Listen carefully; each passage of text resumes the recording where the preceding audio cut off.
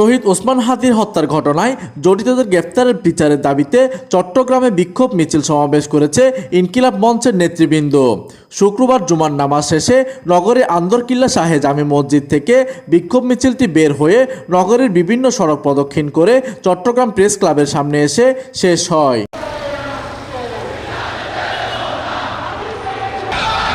পরে বিক্ষোভ সমাবেশে বক্তারা বলেন, শহীদ ওসমান হাদি হত্যার ঘটনায় ৩ সপ্তাহ পার হলেও এখনও ঘটনার সাথে জড়িতদের গ্রেফতার করতে ব্যর্থ হয়েছে অন্তর্বর্তী সরকার। এটা জাতির জন্য লজ্জার বিষয় যে সরকার হাদি হত্যার বিচার করতে পারে না, আসামি ধরতে পারে না, সেই সরকার দ্বারা সুষ্ঠু নির্বাচনও সম্ভব নয় বলে বক্তারা হুঁশিয়ারি করেন।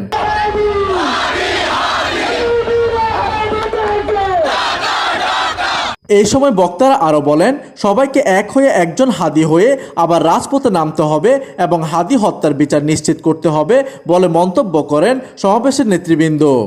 সমাবেশে ইনকিলাব মঞ্চের আবরার হোসেন রিয়াদ, SM শহীদ সহ অন্যান্য নেতৃবৃন্দরাও বক্তব্য রাখেন।